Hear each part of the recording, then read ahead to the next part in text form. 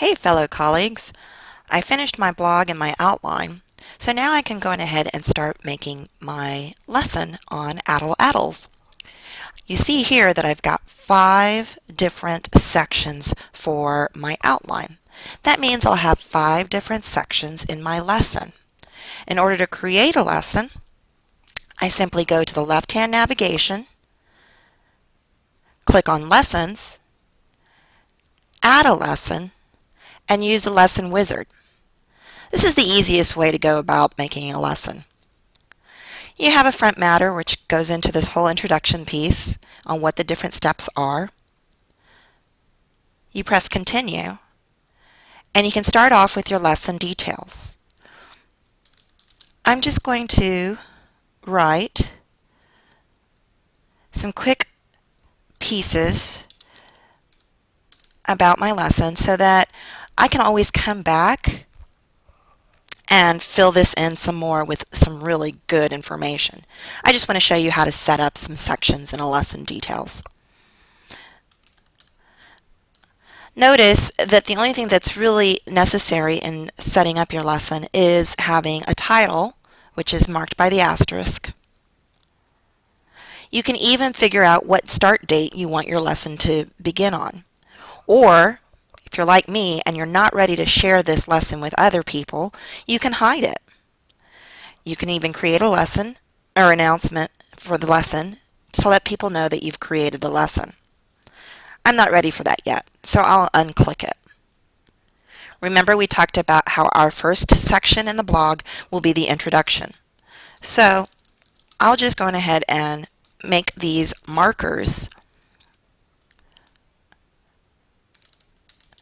in my lesson section. Again, I'm going to come back and really fill it in with good information. But for now, I just want to show you how the sections are made. I'll click continue and my first introduction has already been made. Now I add sections. So again, we have to have a title for that one. And the way Epsilon works is we also have to have keywords for searches. So in this one, I'll just use a couple of keywords, maybe just one. It has to have something in there. You can add items from the knowledge network, and I'll talk about that later when we explore that piece a little bit more.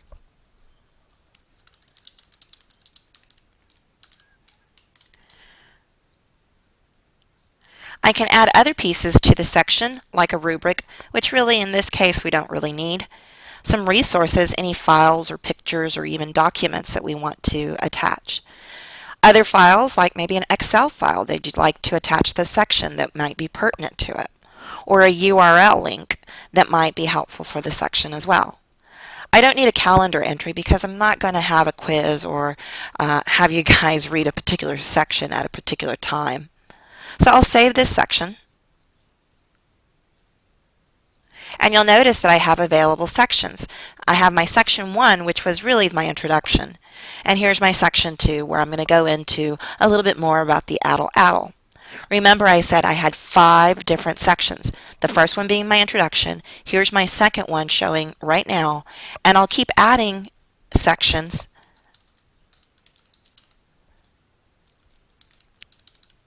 until I reach 5 different sections.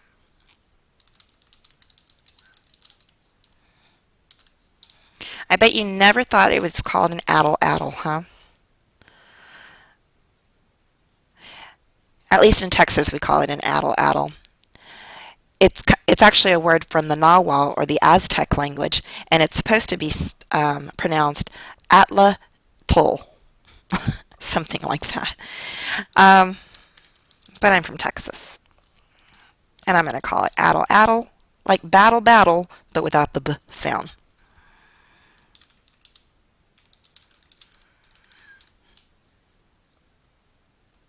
Now you could leave these blank. I'm just showing you the HTML editor, or the WYSIWYG editor, what we call the WYSIWYG editor, which is basically this entire piece right here where you see it look like you can print, you can preview, you can search, there's some spell checks, some cutting and pasting, and some other little icons. This is what we call a WYSIWYG editor. WYSIWYG stands for what you see is what you get.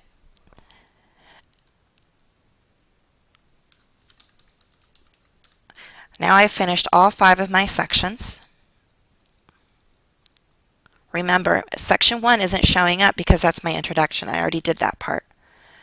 I'm done with my 5 sections. I press continue.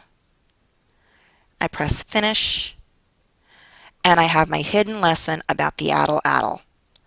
I can press it, I can click on it, and there are my 5 sections. And that's it for now, guys.